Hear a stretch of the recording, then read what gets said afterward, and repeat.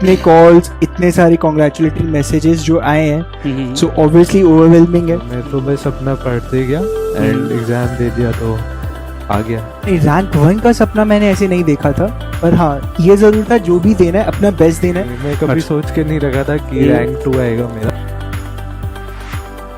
मेरा मानना ये है कि सबसे ज़्यादा इम्पोर्टेंट होता है कि आप अपना बेस्ट वर्जन बनो। एक प्रॉपर बैलेंस और एक proper schedule, that is the motto.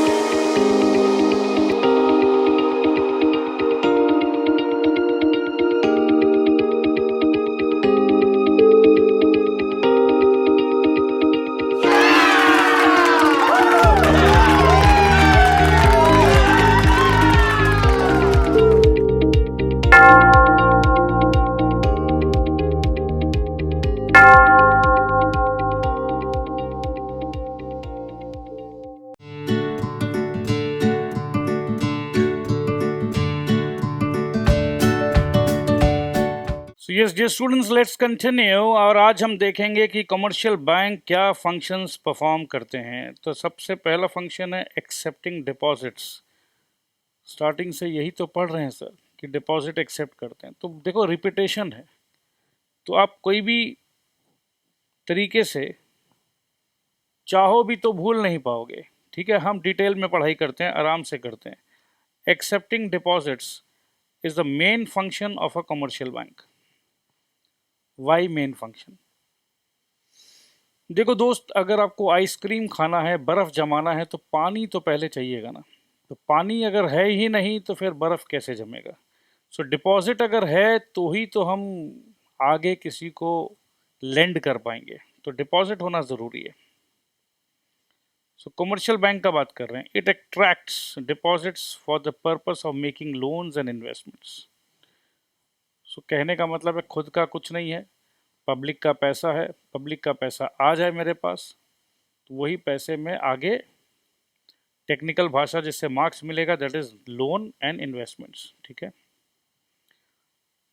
People deposit their money in banks for the sake of safety, ये बात भी रिपीटेशन है, एंड फॉर अर्निंग इंटरेस्ट। ठीक है, ये बात अब समझ में आ चुका है। ये बहुत इजी चैप्टर है, बहुत ज़्यादा इजी चैप्टर है। ठीक है, अभी तक आपको समझ में भी आ गया होगा कि इस चैप्टर में कुछ भी नहीं है, एब्सोल्युटली इजी। सो एकदम दिमाग पे लोड लेने का नहीं, आराम से सुनिए बस। अ commercial bank receives deposits from individuals, firms and other institutions. तो अब डिपॉजिट कौन कौन देते हैं अगर आपसे पूछ लिया जाए तो आप आराम से बोलोगे इंडिविजुअल, जैसे आप और हम, कोई बिजनेस फर्म हो या अदर इंस्टीट्यूशंस हो।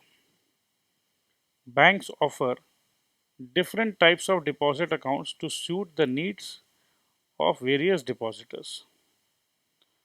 भाई जैसे जैसे डिपॉजिटर है वैसे वैसे अलग अलग अकाउंट बैंक दे रहा है कि भाई पैसे आ जाए बस। बैंक का इंटरेस्ट क्या है, बैंक का नियत क्या है कि भाई जो भी पैसे देने चाहते हैं सबको खुश करो, पैसे ले लो।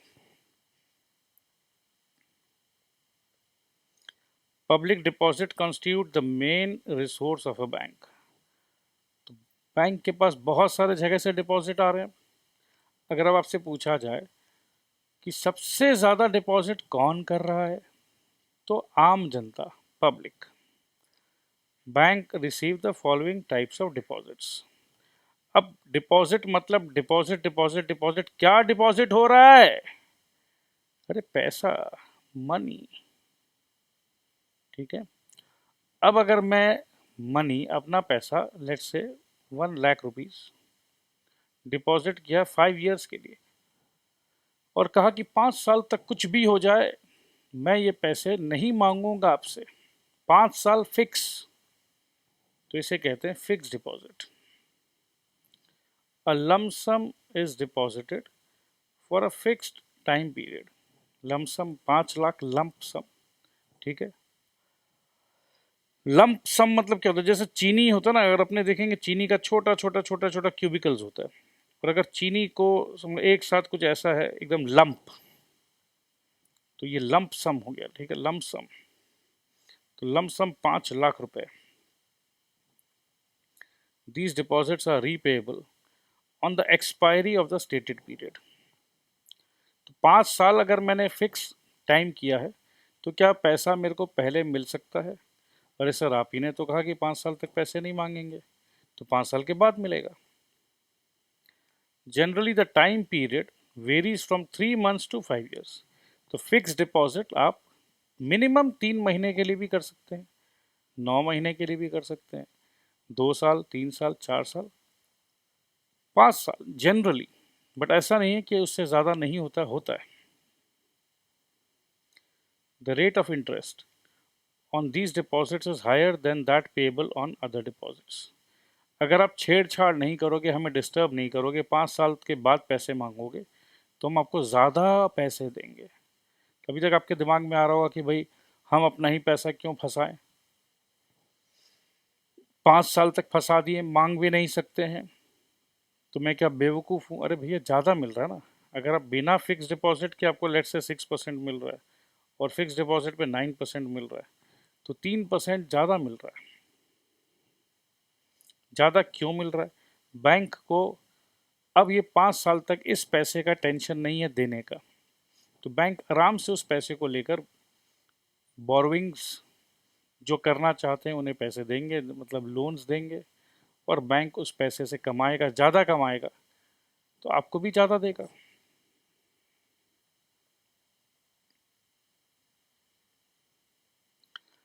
The actual rate depends on the period for which the deposit is made. अब कहने का मतलब, अगर आप 1 साल के लिए डिपॉजिट करोगे फिक्स, तो 7%, 2 साल के लिए तो 7.5, 3 साल के लिए तो 8, तो कितना टाइम पीरियड के लिए करे उसके ऊपर डिपेंडेंट है rate of interest. Receipt is issued to the depositor. Receipt मतलब एक प्रमाण पत्र है। आपने बैंक को पैसे दिए हैं, उसका बैंक आपको रिसीट दे रहा है कि भैया मैं ये पैसे रिसीव किया हूँ आपसे, और ये टर्म्स एंड कंडीशन पे रिसीव किया है। नेक्स्ट हमें देखना है savings deposits. This account is opened for the purpose of depositing small savings. In these deposits, money can be withdrawn for a specified number of times in a week. मतलब एक week में लेट से 2 बार, 3 बार, 4 बार, but deposits can be made any number of times. देखो, withdraw 4 बार कर सकते हो, डिपॉजिट 40 बार करो ना, जब मन में आइए डिपॉजिट करिए। Rate of interest is allowed on such deposits is higher than on current deposits, but lower than that allowed on fix deposits. तो अब आपको ये समझ में आ रहा है कि एक फिक्स डिपॉजिट है, सबसे हाईएस्ट है, ठीक है, फिर सेविंग्स है, फिर करंट है, ठीक है। तो ये ऑर्डर में सबसे ज़्यादा इंटरेस्ट कहाँ मिलता है, ये ऑर्डर में मैंने लिख दिया। The depositor has to open an account with the bank and is given a passbook. आप लोग आगे चल के अकाउंट्स में पढ़ोगे, ठीक है। सो बैंक आपको एक पासबुक दे रहा है। The main objective of saving deposits is to promote the habit of saving among the people. Passbook में क्या होता है पता है? बैंक एंट्री कर देता है। अगर आपने 500 रुपया जमा किया तो आपके पासबुक में बैंक लिख देगा। इन दिनों तो प्रिंट आउट हो जाता है, ठीक है। तो आपके पासबुक में प्रिंट आउट हो जाएगा कि आपने इतना इतना डिपॉजिट इस डेट में किया है, प्रूफ के लिए। अब हम बात करेंगे करंट डिपॉजिट्स का। अभी तक हमने बात किया फिक्स डिपॉजिट का, सेविंग्स डिपॉजिट का। अब हम बात करें करंट डिपॉजिट्स का। सबसे कम इंटरेस्ट करंट डिपॉजिट में मिलता है। Such deposits are made by business firms in current accounts. तो बिजनेस फर्म, क्योंकि हाई रोटेशन रहता है बिजनेस फर्म्स का, वो बैंक अकाउंट खोलते हैं जिससे कम से कम उनका ट्रेड इजी हो जाए। उस पैसे से बैंक बहुत ज़्यादा फायदा कर नहीं पाता, इसीलिए सबसे कम इंटरेस्ट इसको मिलता है। Money can be deposited and withdrawn as often as the depositor wants. भाई बिजनेस है, उसमें कोई कंडीशन नहीं लगा सकता है बैंक, क्योंकि बिजनेसमैन जितना बार जब विड्रॉ करना चाहे कर सकता है। फ्लेक्सिबिलिटी पूरा है, पूरा आज़ादी है, पूरा फ्रीडम है। Generally no interest is allowed on these deposits. इसीलिए बैंक बोलता है भैया तुम मेरे को कोई फायदा तो दे नहीं रहे हो, तो हम तुम्हें कोई फायदा नहीं देंगे। A small fee is known as bank charge or incidental charge is often charged for maintaining current deposit. लो भैया, उल्टा हम तो आपसे चार्ज लेंगे जी। हाँ, ओवरड्राफ्ट फैसिलिटी कभी कभी बैंक दे देता है। ओवरड्राफ्ट मतलब अगर आपने 20 लाख डिपॉजिट करा रखा है, बैंक देख रहा है कि अरे भैया 4 साल से इनका काम ट्रांजैक्शन अच्छा हो रहा है, तो अगर कभी 5 लाख का आपको दरकार पड़ जाए, आपका पैसे 20 लाख थे जो आपके थे, वो ख़त्म हो गया, बट फिर भी अगर आपको पैसा चाहिए तो भाई हम बैंक हैं, हम आपका हेल्प करेंगे। और देखो हेल्प क्या, फ्री का तो कुछ नहीं है, पैसा दे देगा, इंटरेस्ट ले लेगा। तो बैंक का तो मेन धंधा ही है कि पैसे दे दो और इंटरेस्ट चार्ज कर लो। तो बैंक को अब समझ में आ गया कि भैया ये बंदा जो अपना अकाउंट खोल के रखा है ये चोर नहीं है, इसका ट्रांजैक्शन से समझ में आ जा रहा है कि इसके पास पैसा आता है जाता है, आता है जाता है, और हमारे ही बैंक में आता है। तो अगर आज मैं इसको 5 लाख दे भी देता हूँ तो 2 4 10 दिन 15 दिन महीना भर में इसको तो कहीं ना कहीं से पैसे आ ही जाएंगे। तो बैंक मैनेजर को हम लोग बोलते हैं कि मैनेजर साहब एक और 5 लाख रुपया करा दीजिए, मेरा कहीं से पैसा आने वाला था वो नहीं आ रहा, अटक गया है, तो मेरा बिजनेस में कोई दिक्कत नहीं आए, स्मूथ रोलिंग होते रहे, तो प्लीज़ मेरे को ओवरड्राफ्ट दे दीजिए। तो ऐसे फैसिलिटी को ओवरड्राफ्ट बोलते हैं। Overdraft facility is available on current accounts. तो चलो ये अच्छी बात थी। रेकरिंग डिपॉजिट्स, रेकरिंग का मतलब ही है कि रिपीटेड। अगर मैंने सोचा कि चलो हर हफ्ते मैं 500 रुपया जमा कराऊंगा एवरी वीक, तो हर वीक 500 500 500 500 500, तो इसे कहते हैं recurring deposits. In these deposits, the deposit holder is required to make a deposit of fixed amount every month for specified period. चलो मैंने वीक कहा था, यहाँ पर मंथ है, ठीक है। और रेकरिंग डिपॉजिट कितना साल का? 5 साल का। तो 5 साल में 60 मंथ्स आएंगे और हर महीना में 500 रुपया दूंगा। The amount goes on accumulating along with interest. At the end of the prescribed period, the depositor can withdraw the deposit or renew the same for another term. No check facilities are allowed in fixed deposits and recurring deposits. और cheque book नहीं मिलेगा, आप पैसे withdraw नहीं कर सकते हो। Granting credit, तो कमर्शियल बैंक का दूसरा काम है। अभी तक तो हमने डिपॉजिट्स के बारे में सब कुछ जान लिया, ठीक है। अब हम बात कर रहे हैं कि क्रेडिट, क्रेडिट मतलब उधार देना, लेंड करना पैसे को। So commercial banks lend money in the following ways: loans and advances. A specified amount is granted for a specified time period. Specified amount for a specified time period. 5 crore रुपया दिया, मगर ये 5 साल के लिए ही दिया, तो specified amount, specified time period. The borrower may withdraw the entire amount in lump sum, मैंने 5 करोड़ का सैंक्शन आपके अकाउंट में कर रखा है जी। अब 5 करोड़ आपको जब चाहिए, 1 करोड़ चाहिए, जैसे जैसे आपको पैसे लेने हैं ले लेना, ठीक है। अब अगर बोरोवर को लगता है कि नहीं मेरे को पूरे पैसे अभी लेना, तो ले लो भैया, इंटरेस्ट उसी हिसाब से चालू हो जाएगा। So entire amount in lump sum और इन इंस्टॉलमेंट्स। लमसम मतलब एक साथ पूरा, ठीक है। लमसम का मतलब है पूरा एक साथ। However interest is charge on the full amount of loan. ये इंपॉर्टेंट बात है, ठीक है। Loans are generally granted against the security of certain assets or on personal guarantee। आप समझ लो शाहरुख खान ने बोलता है तुम दे दो ना बैंक, मैं शाहरुख खान गारंटी लेता हूँ। BSCA क्लासेस मेरे दोस्त का है, डोंट वरी बैंक, मैं हूं ना। तो अगर पर्सनल गारंटी शाहरुख खान का है और शाहरुख खान के करोड़ों रुपए उस बैंक में हैं, तो बैंक मैनेजर को पता है कि शाहरुख खान का 500 करोड़ बैंक में रखा हुआ है और सिर्फ 5 करोड़ का लोन BSCA क्लासेस ने दिया है।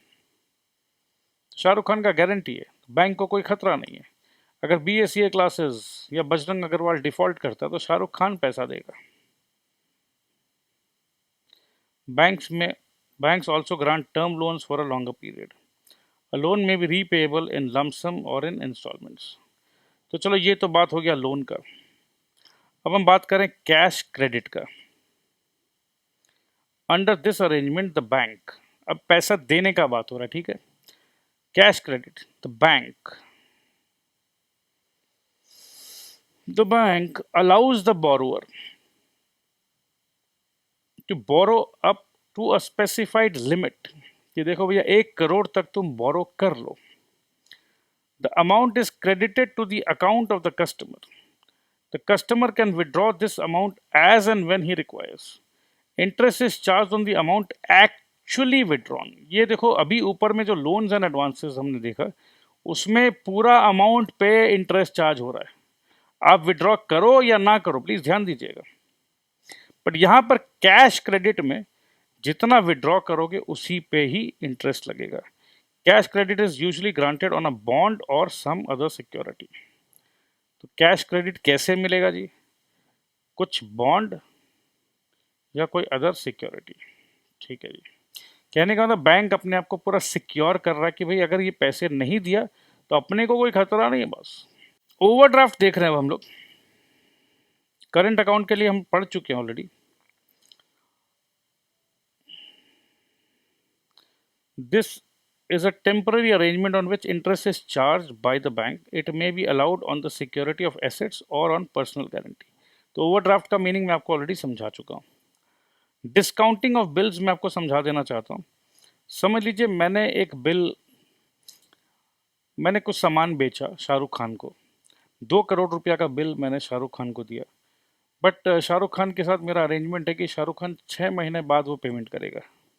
सो 2 करोड़ रुपया पेमेंट तो मेरे को आएगा, बट 6 महीने के बाद आएगा। तो बैंक बोलता है कि ठीक है चिंता मत करो, 6 मंथ्स का कुछ नॉमिनल इंटरेस्ट काट के, लेट्स से अगर 1% पर मंथ के हिसाब से काट रहा है, तो 2 लाख इंटू 6 मंथ्स मतलब 12 लाख रुपया बैंक माइनस करके मेरे को 1.88 करोड़ बैंक ने मेरे को ट्रांसफर कर दिया। और 6 महीने के बाद मतलब 6 महीने के बाद बैंक शाहरुख खान को बोलेगा, ए शाहरुख तेरे को 2 करोड़ देने का था ना, तो तू अपुन को दे दे। तो शाहरुख को कोई दिक्कत नहीं है, शाहरुख को तो 6 महीने बाद 2 करोड़ देना था, तो वो बैंक को दे देगा।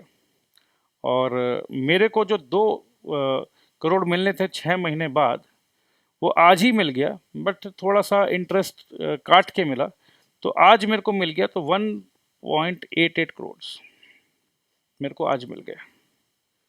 सो इसे कहते हैं discounting of bills. Banks make payment against the bills before the date of maturity. Date of maturity मतलब वो डेट जो शाहरुख खान मेरे को पैसे देगा। तो शाहरुख खान तो बोला 6 महीने बाद देगा। माल मैंने 1 जनवरी 2021 को बेचा। शाहरुख खान के साथ अरेंजमेंट है कि 6 महीने बाद मतलब 30 जून को, या समझ लो 30 जून के बाद या 1 जुलाई को पेमेंट करेगा, ठीक है। In case the bill is dishonoured on the due date, अब सोचो शाहरुख खान मना कर दिया, बोला अरे कैसा सामान दिया था, मैं नहीं दूंगा पैसे, तो bank can recover the amount from the customer.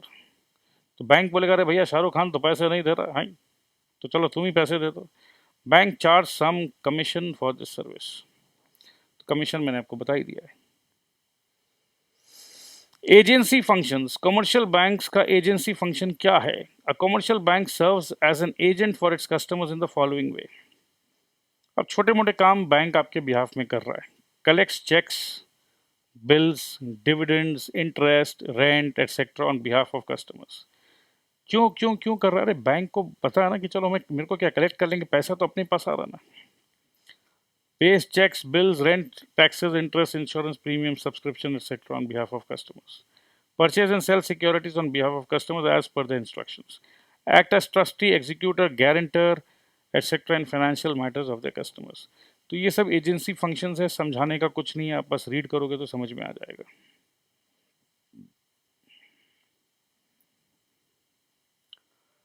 Carries out correspondence for on behalf of customers, acts as agent or correspondent for other banks at home and abroad. तो ये भी सही है।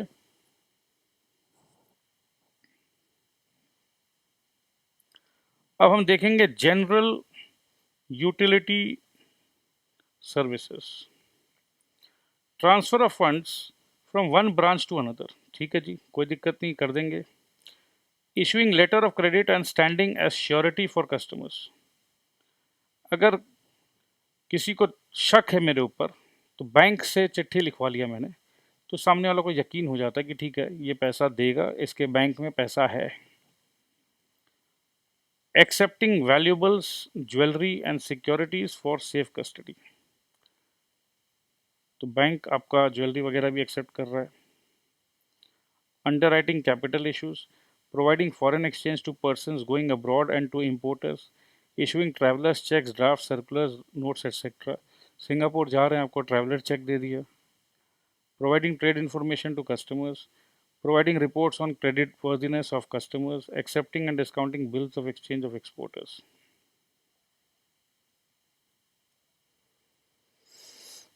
Advising customers with regard to investments and other financial matters. तो मेरे ख्याल से ये सब एकदम इजी है, समझ में आ रहा है। अब वापस से आ गया टाइप्स ऑफ बैंक अकाउंट्स, ठीक है। सो करंट डिपॉजिट के बारे में ऑलरेडी हम बता चुके हैं, ठीक है। करंट डिपॉजिट एक तरीका का बिजनेस अकाउंट है, तो आइए समझ लेते हैं फिर से।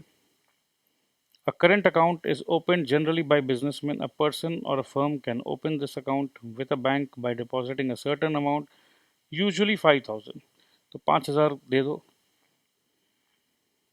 कोई ओल्ड कस्टमर इंट्रोड्यूस कर सकता है, बैंक एक स्पेसिमेन सिग्नेचर लेता है और enters the money deposited to the credit of his account. तो जो पैसा जमा किया है आप ही के अकाउंट में बैंक ने क्रेडिट में डाल दिया है। A passbook showing the credit balance is issued to the customer. Customer freely deposit कर सकता है और पैसे, और विड्रॉ भी कर सकता है बिना कोई नोटिस के, ठीक है। बैंक को बताने का दरकार नहीं, चेक दिया और विड्रॉ हो गया। मेरा करंट अकाउंट है और मेरे को मेरी बेटी श्रेया को बर्थडे गिफ्ट देना है, तो मैंने 5,000 रुपया का चेक दे दिया, मेरी बेटी ने अपने अकाउंट में डाला, उसके अकाउंट में पैसे चले गए। There is no restrictions on the number of withdrawals. However, a minimum credit balance must be kept as per the rules of the bank. आपको जितना विड्रॉ करना करो, बट कम से कम यार 5,000 10,000 का मिनिमम क्रेडिट, इतना अमाउंट आपको छोड़ना है। He can also deposit checks, bills of exchange, promissory notes, bank drafts, etc. in his account for collection by the bank. No interest is paid by banks on current accounts, rather a small charge। ये सब बता चुके हैं, overdraft के बारे में बता चुके हैं। अब कस्टमर को क्या फ़ायदा होता है करंट अकाउंट से? तो भाई लार्ज अमाउंट जो है ऑफिस का सेफ में रखना थोड़ा सा खतरा रहेगा, ठीक है। तो चोरी वगैरह और आग वाग लग गया, सोचो कैश रखा, आग लग गया, नोट जल गए, बस हो गया काम ख़त्म। और बैंक से कलेक्शन ऑफ चेक्स, बिल्स वगैरह में हेल्प मिल जाता है, प्रॉमिसरी नोट्स वगैरह में। तो करंट अकाउंट खोल के रखो भैया, कुछ ना कुछ बैंक से फ़ायदा ही होगा, नुकसान कुछ नहीं है। और भी है, सिक्योरिटीज़ को सेफ कस्टडी में रख दो बैंक का। बैंक से, ये सब तो हम पढ़ चुके हैं, ठीक है। ये सब आप सेल्फ रीड कर लो, कोई दिक्कत नहीं है, ठीक है। ये सब सेम है, रेफरेंस मिल जाएगा बैंक से कि चलो भाई साउंड है, क्रेडिट वर्दिनेस। ये भी टेम्पररी फाइनेंशियल अकोमोडेशन, ओवरड्राफ्ट वगैरह, डिस्काउंटिंग ऑफ बिल्स ले लो। तो करंट अकाउंट खोलने के क्या क्या फ़ायदा है, एक जगह से दूसरा जगह ट्रांसफ़र हो सकता है, ठीक है। तो सेम चीज़ रिपीटेड है दोस्त, सब रिपीटेड है। इंपोर्ट करना है तो लेटर ऑफ क्रेडिट ले सकते हैं, ठीक है। So this is absolutely easy. Saving deposits का भी वही चक्कर है।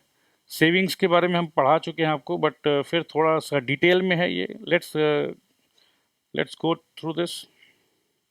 सेविंग अकाउंट जो है वो जनरल पब्लिक के लिए है दोस्त, बिजनेसमैन के लिए नहीं है। इसका ऑब्जेक्टिव है थ्रिफ्ट एंड सेविंग का हैबिट हो। छोटे छोटे सेविंग्स कलेक्ट कर लो। 500 रुपया से भी सेविंग अकाउंट खोला जा सकता है। जॉइंट नेम्स में भी सेविंग अकाउंट्स खोला जा सकता है। पैसा देने के लिए paying slip, chequebook and passbook are supplied to the account holder. पैसा डिपॉजिट कर सकते हो, चेक भी डिपॉजिट कर सकते हो।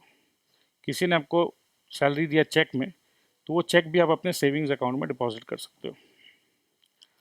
पैसा विड्रॉ करना है, कर सकते हो रीजनेबल इंटरवल्स में, नोटिस दे के भी या बिना नोटिस के भी, ठीक है। या विड्रॉल फॉर्म से भी पैसा विड्रॉ कर सकते हो। विड्रॉल के लिए कुछ लिमिटेशंस है और मिनिमम बैलेंस रहना ज़रूरी है। रीजनेबल रेट मिलता है इंटरेस्ट का, ठीक है। और कोई ओवरड्राफ्ट फैसिलिटी नहीं मिल सकता, नो ओवरड्राफ्ट फैसिलिटी, क्योंकि ये सेविंग्स अकाउंट है। अगर ये करंट अकाउंट होता तो आपको ओवरड्राफ्ट फैसिलिटी मिलता, क्योंकि बैंक को पता बिजनेस कर रहे हो, पैसे की रिक्वायरमेंट हो सकती है और बैंक को फ़ायदा मिलने वाला है। अब दोस्त रेकरिंग डिपॉजिट भी हम पढ़ चुके हैं, ये वापस से आ रहा है थोड़ा सा एलैबोरेट वे में, ठीक है। सो ये मेरे ख्याल से मैं स्किप कर रहा हूँ, क्योंकि सेम टू सेम चीज़ लिखा हुआ है, ठीक है। तो मैं स्किप कर रहा हूँ, ये आप पढ़ सकते हो दोस्त। फिक्स डिपॉजिट भी आप पढ़ सकते हो दोस्त, ठीक है।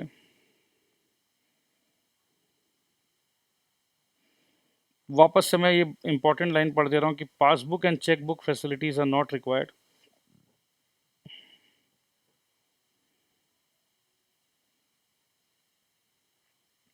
ये एक नया पॉइंट है। कस्टमर 5 साल के बाद विड्रॉ भी कर सकता है या उसको रीन्यू कर सकता है, कि चलो 5 साल के लिए हो गया, मैं और 5 साल के लिए इसको वापस से फिक्स डिपॉजिट करता हूँ, ठीक है जी। और फिक्स डिपॉजिट करने से क्या होता है, हायर रेट ऑफ इंटरेस्ट मिलता है, ठीक है। ये सब हम पढ़ा चुके हैं। और फिक्स डिपॉजिट रिसीट मिलता है डिपॉजिटर को। इसमें नेम एड्रेस रहता है डिपॉजिटर का, अमाउंट कितना, इंटरेस्ट वगैरह, बैंक मैनेजर का सिग्नेचर है। The depositor can claim his money back by submitting the receipt on the due date. A specimen of the fixed deposit receipt is as follows. अब देखो, अगर आप fix deposit कराते हो तो आपको ऐसा रिसीट मिलेगा, ठीक है। रिसीट का नंबर दिया हुआ है, ड्यू डेट दिया हुआ है। देखो यहाँ 1 मई का रिसीट है, ठीक है, और ड्यू डेट नवंबर 2018 का है। तो आपको पता चल जा रहा है कि ये 2 साल से ज़्यादा, लगभग 2.5 साल का फिक्स डिपॉजिट है ये, 30 मंथ्स का, ठीक है। Repayable 30 months after date. After date जो है 30 महीना after date, after which date, this date. तो ये डेट ये हो जाता है, ठीक है। With interest at the rate of 10% per annum. 10% का इंटरेस्ट है। और कितना रुपया मिला है जी, 10,000 रुपया मिला है, ठीक है।